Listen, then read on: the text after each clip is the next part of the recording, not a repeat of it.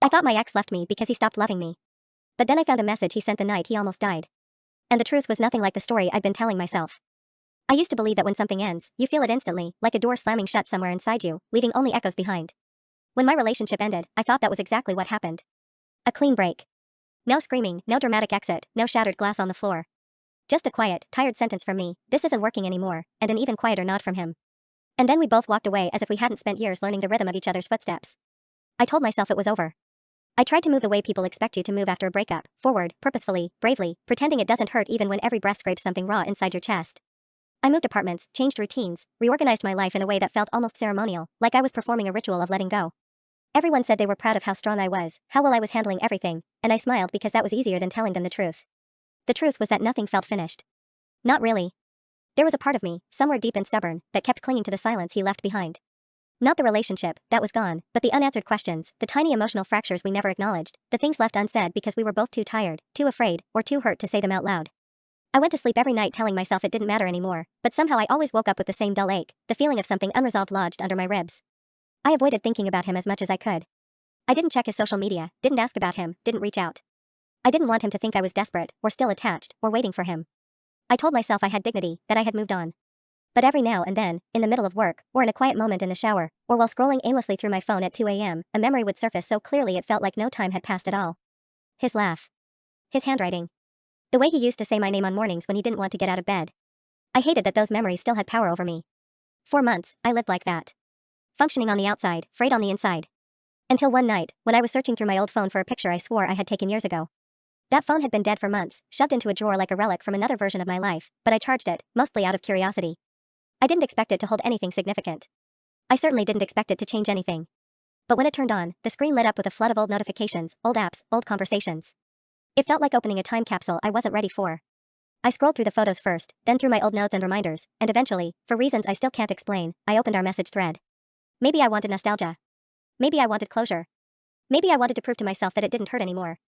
But as I scrolled through the messages, through old jokes, arguments, late-night confessions, unfinished plans, I noticed something strange. A message I didn't recognize. A message I had never read. A message marked as unopened. The date hit me like a punch. It was sent the night after we broke up. And the message said, "Can we talk? There's something important I need to tell you." For a long moment, I couldn't breathe. I stared at the screen, trying to understand how it was even possible. I knew I hadn't blocked him at that point. I knew I hadn't muted our conversation. I knew I hadn't seen this message, because if I had, there is no universe where I would have ignored it. My hands started shaking. My heart raced. Because the question that hit me wasn't just why didn't I see this? But something far heavier. What was he trying to tell me? And why did this message appear only now? In that moment, everything I thought I knew about how our story ended stopped making sense. For a long moment I just sat there, staring at that single gray bubble, as if the screen might suddenly offer an explanation. As if the message might rewrite itself, or vanish, or reveal another line I hadn't noticed. But nothing changed. It stayed there, small, simple, devastatingly understated, like a doorway into a version of my life I never stepped into. I opened the message. My thumb hesitated before tapping it, as if opening it too quickly might shatter something fragile. The text expanded, but there was nothing more. No follow-up. No second sentence explaining what he meant. No missed calls. No voice messages. Just that one line, frozen in time. I couldn't understand how I had never seen it. I scrolled up and down, checking the timestamps. My mind raced, trying to reconstruct that night. Where I was. What I was doing. Whether my phone had been off, or muted, or buried at the bottom of a bag.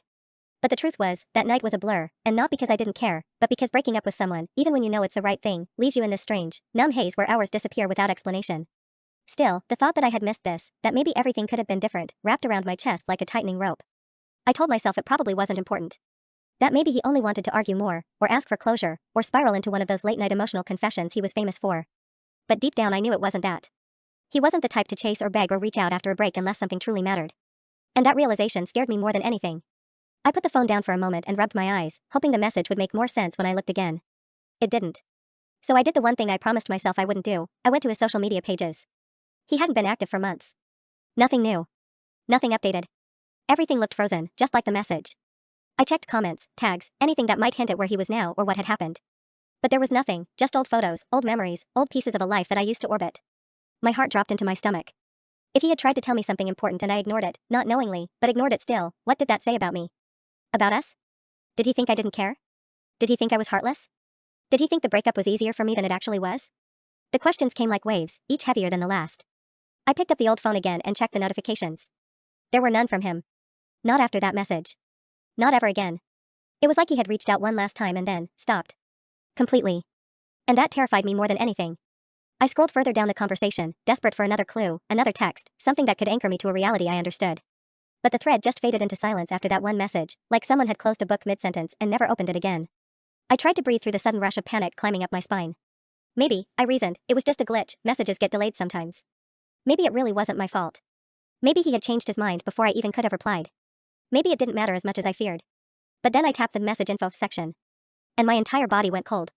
The message had been delivered to my phone the same minute it was sent. It had arrived. It had shown up. It had been there. I just never saw it. Which meant I had missed it. I had missed him.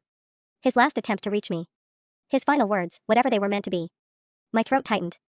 Memories of our last weeks together rose uninvited, the quiet tension, the miscommunications, the way we both tiptoed around the truth to avoid hurting each other more than we already had. I remembered the way he looked at me the day we ended things, not angry, not resentful, just tired. Like someone holding a weight he didn't know how to put down. What if that message was him trying to put it down? What if that was him finally trying to tell me something real? What if I had ruined whatever chance we had at a proper ending, or maybe even a new beginning? My hand shook as I set the phone aside. Suddenly my apartment felt too small, like the walls were inching closer. I stood up, pacing in circles, whispering to myself that this didn't change anything, that the past was still the past. But that wasn't true. Something had changed. Something big. And I could feel it pulsing at the edges of my awareness. This message wasn't just a coincidence. It wasn't just an old notification resurfacing. It felt intentional. Like it wanted to be found. Like I was supposed to read it now, not then.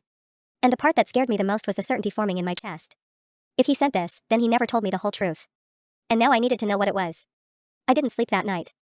I lay awake, staring at the ceiling while the old phone rested on the pillow beside me like some kind of ghost from another life.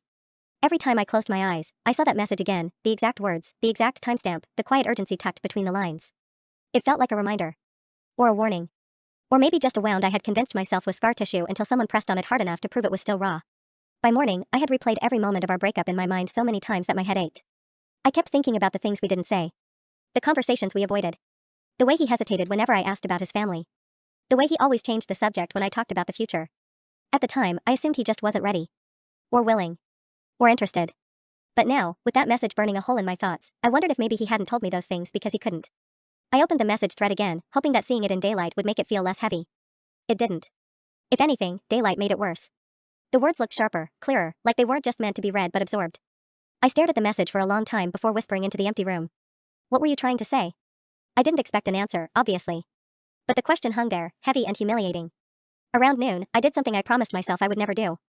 I called one of his old friends. It took me almost an hour to work up the nerve, my thumb hovering over the contact, my thoughts racing. Would it be weird? Would he think I was pathetic? Would he even pick up? I hadn't spoken to him since the relationship ended. He had always been polite to me, even friendly, but when a breakup happens, people choose sides by default, and I had no idea which side he chose. When he finally answered, his voice sounded exactly the same, calm, steady, like someone who never rushes a sentence. Hey, he said. It's been a long time. I know, I replied, my voice thinner than I wanted. I need to ask you something. About him. There was a pause. A long one. I almost hung up. Then he sighed. Yeah. Okay. What's going on? I swallowed hard and told him about the message, not everything, but enough. Enough for him to understand why my hands were shaking, why my voice kept catching, why the silence on his end felt like it was stretching into eternity. When I finished, he cleared his throat. That message, you're sure you didn't see it back then? No. I'm positive. It must have, I don't know, gotten stuck on the old phone, or glitched, or... Phones don't usually glitch like that. The way he said it made something cold unfurl in my stomach. What do you mean? I asked. He hesitated again, which wasn't normal for him. He was the type who always spoke plainly, even when it stung. I could almost hear him debating with himself, deciding whether to say something he shouldn't. Finally, very quietly, he said. There's a reason he sent that message. And there's a reason he didn't send another. I froze. What do you mean there's a reason? But he didn't answer immediately. I could hear him breathing lightly through the receiver, like he was searching for the right words. He wanted to talk to you, he said eventually. About something important. Something he didn't know how to tell you before. He was planning to explain everything the next day. The next day after the breakup? Yes. Explain what? Another pause. Another crack in the silence. Another moment where my breath caught in my throat. I can't be the one to tell you, he said at last. His voice was strained now, like he was carrying something heavy. But you need to understand, that night, he wasn't okay. He was dealing with something. Something big. And he wasn't planning on disappearing. He wasn't planning on letting things end the way they did. 100 thoughts collided in my head, anger, confusion, fear, grief. What happened to him? I whispered. Why didn't he reach out again? His friend let out a slow, painful breath. Because after sending that message, something happened. And after that, he couldn't. I felt my pulse spike. He couldn't? What does that mean? But before I could push further, he cut me off. I shouldn't have said anything. I'm sorry. He hesitated again. If you want answers, real answers, you're going to have to talk to him. That's all I can say. But he's gone, I said, almost choking on the words. He didn't leave any way for me to reach him. I haven't seen him in months. There was a soft exhale, the kind people make when they're about to say something that changes everything. He didn't vanish, he said quietly. He's still here. He's still alive. But he's not where you think he is. My grip tightened around the phone until my knuckles whitened. Then where is he? His friend paused, one last time, and then answered in a tone that sent a shiver straight through me. I'll text you the address. But prepare yourself. What you find there, it won't be what you're expecting. The address arrived a few minutes after we ended the call, a short, simple text, nothing dramatic or explanatory. Just a location. Seeing it made my stomach twist in a way I couldn't fully explain. I didn't recognize the street name. It wasn't his old apartment, or his family's place, or anywhere we used to go. It felt unfamiliar and unsettling, like stepping into someone else's memory instead of my own. I stared at the map for several minutes before I could make myself move. Every logical part of me wanted to wait, to think, to process, but something else, something deeper, older, more instinctive, pushed me forward. A quiet voice in my head whispering, you need to know. You need to understand. You can't keep living in the fragments of what you think happened. So I got dressed, grabbed my keys, and left my apartment without another thought. The drive across town felt unreal, like I was watching someone else in my body. The buildings and traffic signals blurred past me. My hands gripped the steering wheel too tightly, my pulse thrumming in my fingertips. At one point, I realized I wasn't breathing normally, and had to force myself to take slow, steady inhales, like I was preparing for something I couldn't name. When I finally reached the street, I pulled over and just stared. The location wasn't a house or an apartment complex. It wasn't even a place I would have guessed he'd ever be. It was a small, quiet rehabilitation center tucked between two larger buildings, the kind of place you don't notice unless you're looking for it. A rehabilitation center. My breath caught. No, that couldn't be right. Not him. Not the person I thought I knew so well. I sat in the car for several minutes, my heart pounding against my ribs like it wanted out. 1,000 questions surged through me, overlapping so quickly they became noise. What had happened after that message?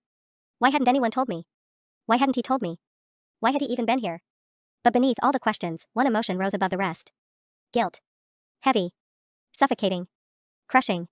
Because if he had needed help, real help, then what did that say about me? About our relationship? About the way I had interpreted his distance, his inconsistencies, his quiet moments? Had I been blind? Or just unwilling to see?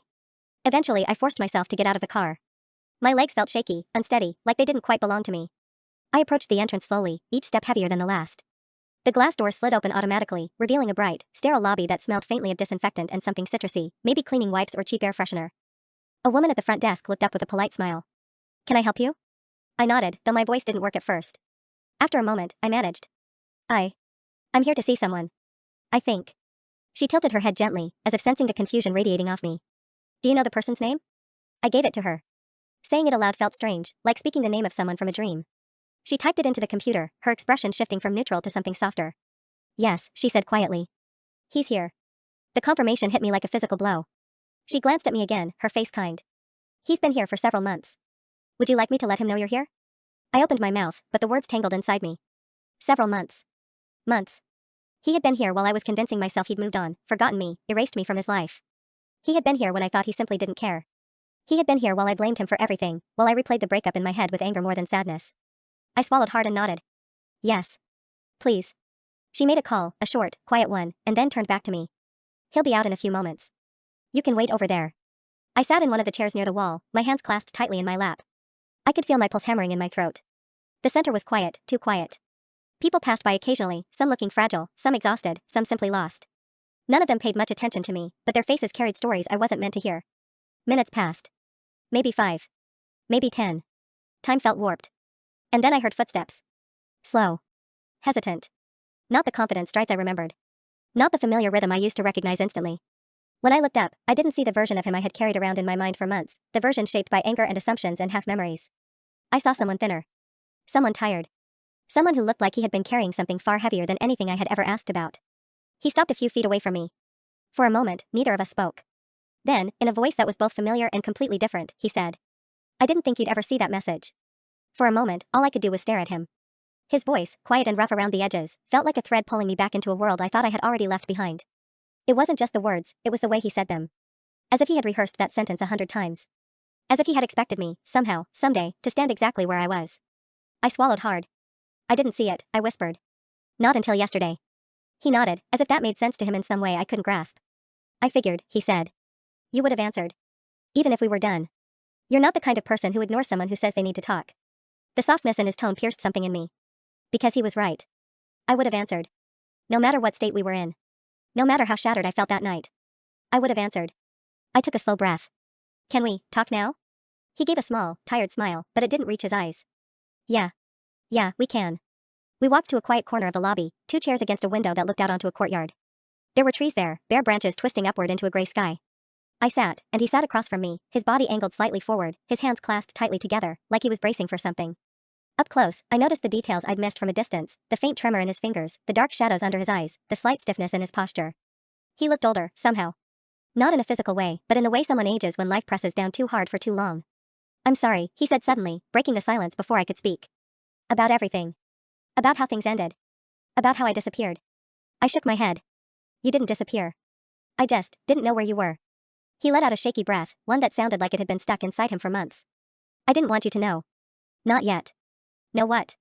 I asked. The question spilling out before I could stop it. He looked away then, his gaze drifting to the window, to the courtyard outside. For a long moment, he didn't answer.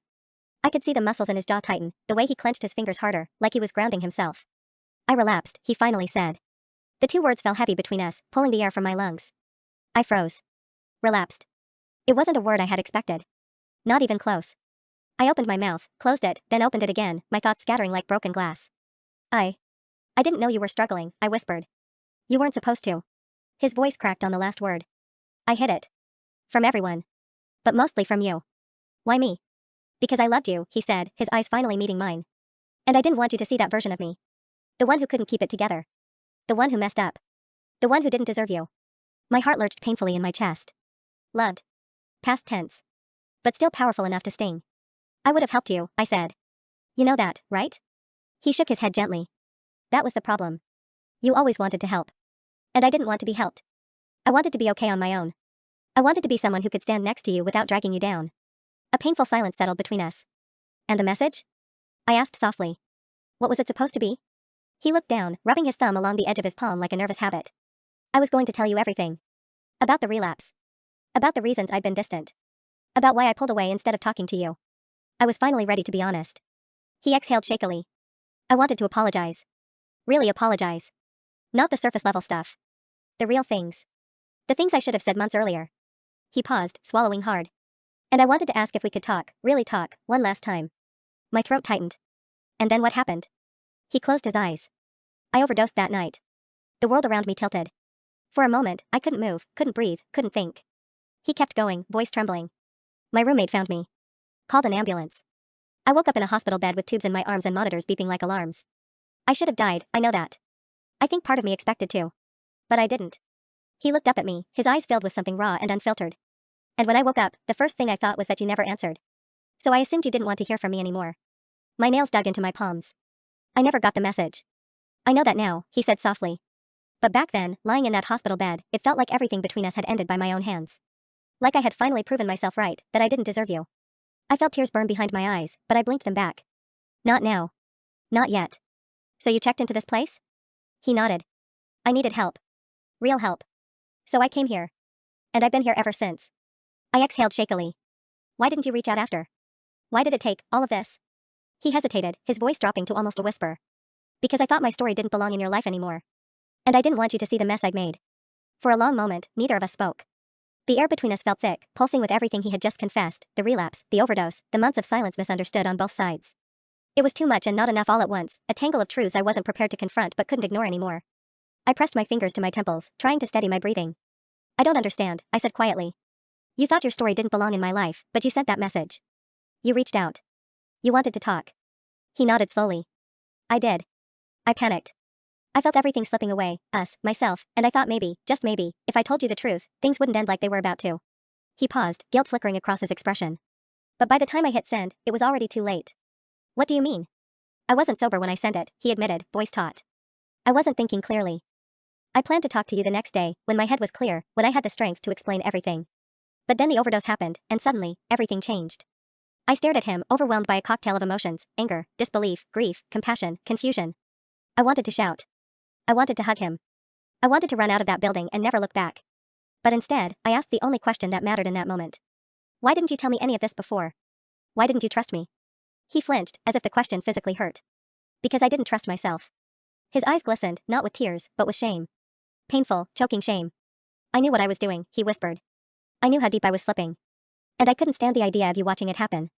I didn't want you to see me like that. I didn't want to become someone you pitied or resented. My voice softened despite the anger building inside me. I wouldn't have pitied you. But you would have tried to save me, he said. And I didn't want you to carry that weight. You weren't supposed to fix me. None of this was your responsibility. He swallowed. I thought walking away would protect you. I thought keeping my distance meant I was doing the right thing. My chest tightened. So instead of being honest, you pushed me away. Yes. And you let me believe it was my fault. He looked down. I know. I leaned back, letting the truth settle in. Months of confusion and anger and self-blame suddenly had a shape. It didn't fix anything, but it explained what had once felt inexplicable. You know, I said slowly, I spent so long thinking I wasn't enough. That I'd failed you. That something I did made everything fall apart. He looked up sharply. It wasn't you. Not even for a second. But it was too late. The damage was done. His silence had filled in the blanks with my worst fears, and I had carried them alone. Do you have any idea what that message did to me? I asked, my voice trembling. Finding it now? After all this time? After everything I thought I understood about how we ended? He exhaled deeply, guilt etched into every line of his face. I'm sorry, he whispered. You weren't supposed to find it. Not like that. Then why did you send it at all?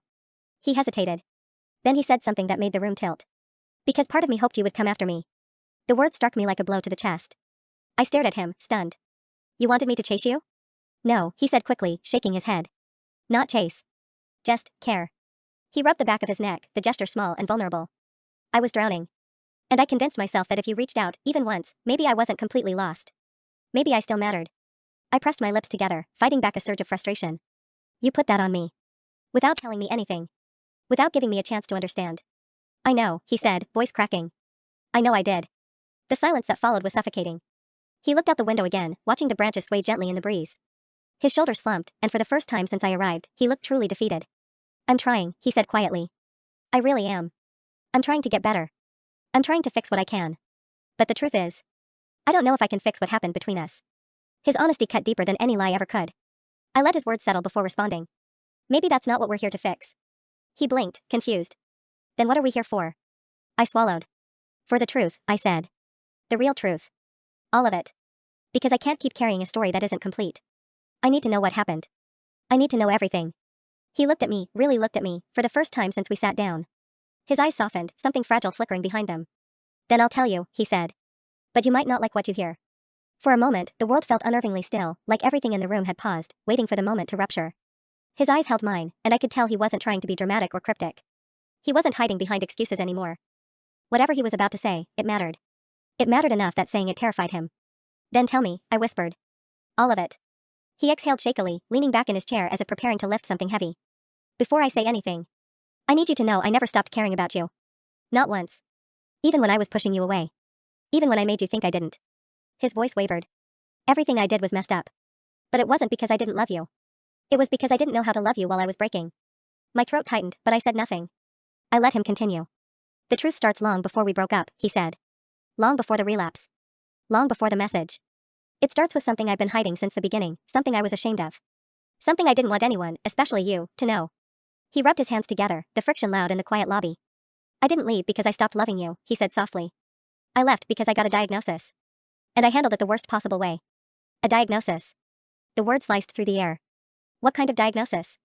I asked, my voice barely audible. He looked at me, truly looked, and in his eyes I saw the same fear I once mistook for indifference. Bipolar disorder, he said. Type 2. The floor seemed to shift beneath me. I hadn't expected that. Not even close.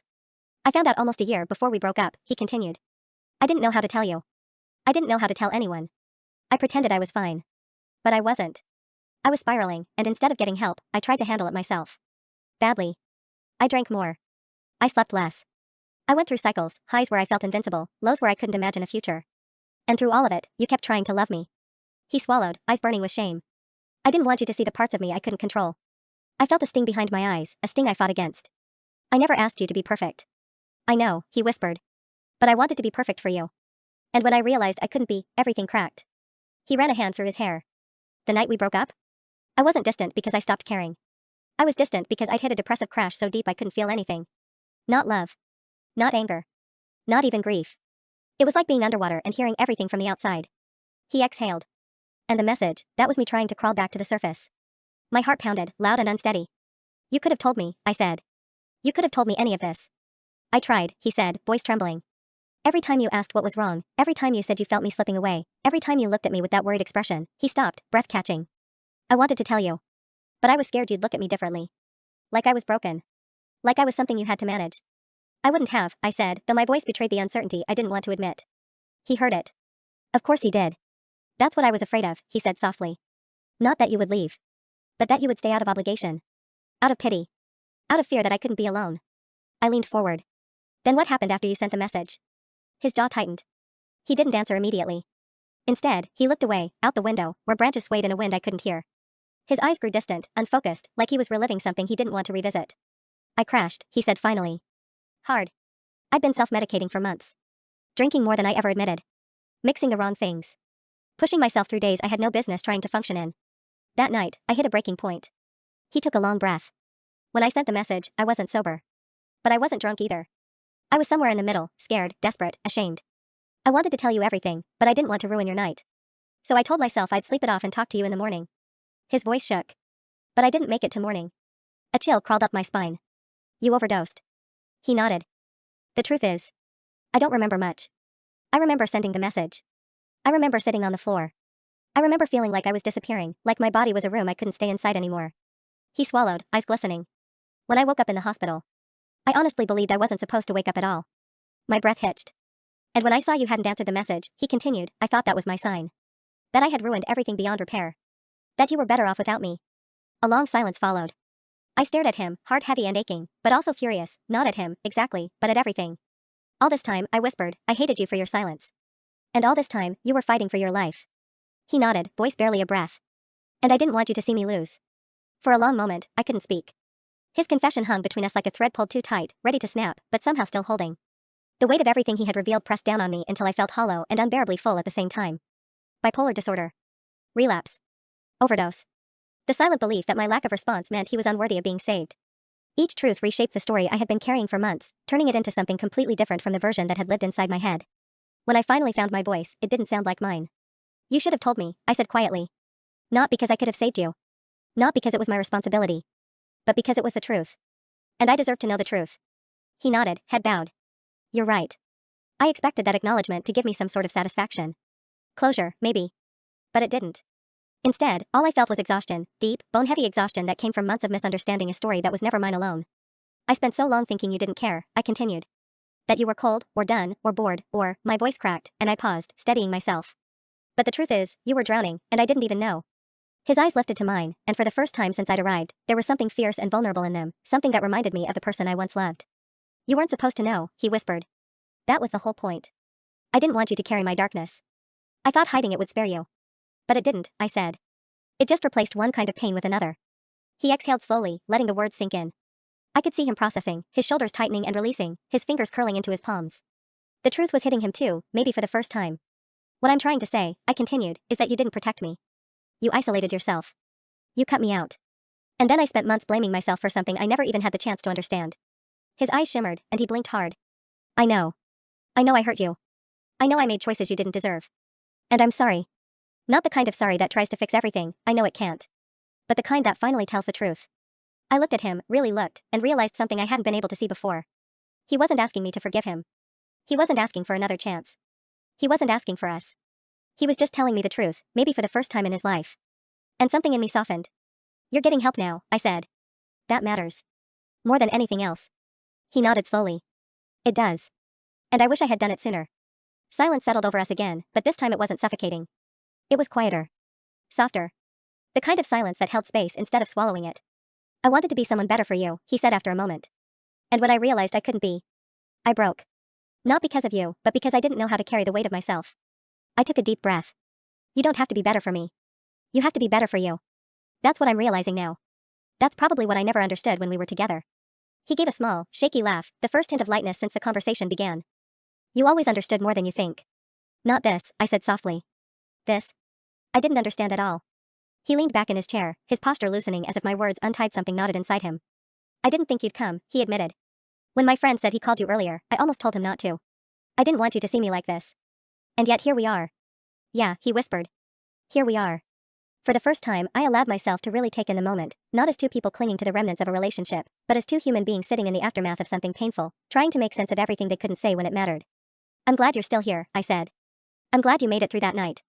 Even if it didn't involve me. Even if I didn't know. Me too, he whispered. More than you know. A strange peace settled over me then, not closure, exactly, but clarity. A sense that the story I'd been carrying had finally stopped twisting in my hands. The truth didn't erase what hurt. It didn't undo the mistakes. But it did something else. It freed the part of me that had been stuck in the past. And as I looked at him, fragile, recovering, remorseful, but alive, I realized something I hadn't expected. This moment wasn't about rekindling anything. It was about releasing the version of ourselves we had built out of silence. He wasn't the man who left me. And I wasn't the woman who waited for answers that never came. We were something different now. Something honest. Something still broken, but no longer hidden. And for the first time in months, I felt something shift inside me, something small and tentative, but undeniably real. Hope. Not for us. But for myself. For the truth. For whatever came next. For a while, neither of us spoke. It wasn't uncomfortable anymore, it was necessary. Like two people standing at the edge of something that used to be enormous and terrifying, finally realizing it wasn't a cliff after all, just a hill they had been climbing from opposite sides. The silence felt different now. Calmer. Less demanding. And as I watched him breathe more steadily, as if letting the truth out made it easier to exist inside his own body, something loosened in my chest as well. I hadn't even realized how tightly I'd been holding everything, the resentment, the confusion, the grief, until this moment when I finally allowed myself to set it down. I keep thinking about the version of you I was angry at, I said quietly. The one I built in my head. The one I blamed for everything. And now? I don't know if he ever existed. He looked up slowly, something fragile moving in his expression. He existed, he said. Parts of him, at least. I made choices. Bad ones. I shut you out. I hurt you. That version is real. But he wasn't the whole picture. I just didn't know how to show you the rest. I think we both filled in the gaps, I admitted. You hid things you were ashamed of, and I assumed things that weren't true. He nodded. We were both scared. The simplicity of that statement hit deeper than I expected. We were both scared. Not of each other, but of what we were hiding from ourselves. I leaned back in the chair, letting the thought settle. I wish you'd told me about the diagnosis, I said. I wish you trusted me with that. I know, he replied softly. And I'm sorry I didn't. It wasn't because I didn't trust you. It was because I didn't trust myself. I thought if I said it out loud, it would make it real. And once it was real, I didn't think I could handle what that meant. Have you told anyone else? Only the doctors here, he said. And one close friend. But you were the hardest person to imagine telling. Not because I didn't care. But because I cared too much. I looked down at my hands, fingers intertwining and releasing. It's strange, I said. I spent months wishing I could hear the truth. And now that I have, it's not what I expected. It's harder. But it's also clearer. That's what the truth does, he murmured. It hurts first. Then it helps. Something about that made me smile, small, quiet. But real. Yeah, I said. I guess it does. He shifted in his chair, as if gathering the courage to ask something he wasn't sure he was allowed to voice. Are you angry? He finally asked. I took a long, thoughtful breath. Yes, I said honestly. Angry that you pushed me away. Angry that you didn't trust me with the truth. Angry that I spent months blaming myself for something that had nothing to do with me. I paused. But I'm not angry in the way I used to be. Not the kind that festers. Just the kind that acknowledges what happened. He nodded slowly, absorbing the words. I don't expect forgiveness. I know, I said. And I'm not offering it. Not yet. Maybe not ever in the way you think. But I'm letting go of the version of you I hated. The one I thought you were. Because that version wasn't real, and holding on to it only hurts me. Relief flickered across his expression, not because he expected some kind of reunion, but because he could see the weight lifting from my shoulders. I'm glad, he said quietly. You deserve to let it go. I took another breath, and it filled deeper than before. Something inside me felt lighter, not healed, not resolved, but no longer trapped between unfinished chapters. What happens now? I asked. He gave a small shrug, gentle and uncertain. I keep getting better, he said. I stay here as long as I need to. I do the work I should have done a long time ago. And you, his eyes softened. You live your life without carrying the pieces I dropped. A strange, warm sadness wrapped around me. It wasn't grief, not anymore. It was the echo of something that once mattered deeply and still did, just in a different way. You know, I said softly, for a long time, I thought closure meant fixing what broke. Putting things back together. Making them whole again. And now, he asked. Now I think closure is just understanding what happened, I said. And letting the truth replace the assumptions. His lips curved into the faintest smile. Then I'm glad you came. I am too. The lobby fell quiet again, but it felt peaceful, like the end of a long storm where the ground is still wet, the clouds still heavy, but the worst of it has already passed. I stood slowly, feeling my legs steady beneath me. I should go, I said gently. He nodded. Yeah. I know. I hesitated. Do you want me to come back? Not for us. Just to talk. He thought about it, really thought, before answering. I would like that, he said. But only if it's for you. Not out of guilt. Not out of responsibility. I smiled softly. Then maybe I will. When it feels right. He nodded again, and something settled in his eyes, acceptance, gratitude, a quiet recognition of the boundary I had set. And I realized I wasn't walking away from him. I was walking away from the version of our story that had been holding me hostage. As I turned, he said my name, gently, almost reverently. I'm glad you found the message, he said. Even if it was too late to change the past. I looked back at him one last time. Maybe, I said. But not too late to understand it. And with that, I stepped toward the exit, toward air that felt lighter, toward a truth that finally belonged to both of us, and toward the beginning of something I hadn't felt in a long time. Peace. The automatic door slid open as I stepped outside, and the cool air hit my face like a quiet shock. For the first time in what felt like months, I inhaled deeply, a real breath, not the shallow, distracted ones I'd grown used to while carrying the weight of everything unsaid. The sky was shifting into late afternoon light, soft and muted, the kind of sky that doesn't demand anything from you. The kind that simply lets you exist. I paused just beyond the entrance, letting the air settle around me. Behind me, somewhere inside that building, sat a chapter of my life I had been afraid to open for too long. And now that I had, I expected to feel shattered. Lost. Angrier than ever. But instead, I felt steady. Not healed. Not finished. Just steady. I started walking toward the parking lot, each step strangely grounding, like my body was learning the weight of itself again. My mind kept replaying pieces of our conversation, looping back to the truths I never imagined I'd hear. The diagnosis. The fear. The overdose. The message I was never supposed to find. All of it swirled together, not as jagged shards anymore, but as pieces that finally made sense when placed in the right order. None of it justified what he did. None of it erased the hurt. But for the first time, the story didn't feel like a wound I had to keep pressing. It felt like something I could set down. Reaching my car, I leaned against the door for a moment, looking up at the pale sky. Closure, I whispered to myself, tasting the word like something unfamiliar. I'd spent so long chasing it, thinking closure meant forgiveness, or getting answers, or magically feeling okay again. But standing there, I realized closure wasn't a single moment. It was a decision. A quiet one. An internal one. Closure was choosing not to relive the version of the story that hurt me the most. Closure was accepting that two people can break in completely different ways at the same time. Closure was understanding that his silence wasn't my failure, it was his fear. As I opened the car door, my phone buzzed. For a second, my breath caught, an old reflex, built from months of longing, waiting, wondering. But the name on the screen wasn't his. And even if it had been, I realized I didn't feel that familiar ache anymore. I let the notification fade, slipping into the driver's seat. The world outside the windshield looked slightly different, clearer somehow, as if everything had been sharpened by truth. Before turning the key, I sat for another moment, letting the stillness settle. Inside the building behind me, he was beginning a recovery I could not make easier. A journey I could not accompany him on. And for the first time, that truth didn't feel cruel. It felt right. Some stories don't end with getting back together, or apologies tied in neat, perfect bows. Some stories end with understanding, the kind that hurts but frees you in the same breath. The kind that lets you walk away without bitterness, without weight, without rewriting the past to make it prettier than it was. I thought about the version of him I'd loved, flawed, yes, but trying. I thought about the version who pushed me away, scared, drowning, convinced he was doing the right thing. And I thought about the version sitting in that facility now, honest at last, fragile, but finally willing to face himself. All of them were him. And none of them were mine to fix. That realization settled over me like warm water, gentle, unassuming, but deeply cleansing. I felt lighter. Not because the past had been erased, but because the truth had finally taken its place. Before putting the car in drive, I whispered to myself. You did your part. You learned. You loved. And now you get to let go. With that, I pulled out of the parking lot, the building shrinking in my rearview mirror. Not disappearing, because the past never disappears, but becoming something smaller. Something manageable. Something finished. As the sun dipped behind the trees, casting a soft golden glow across the road, I felt a sense of direction I hadn't felt in months, not toward someone else, but toward myself. Toward a future that wasn't tangled with unanswered questions or invisible weights. Toward something new. Something honest. Something mine. And for the first time in a long time, I didn't look back.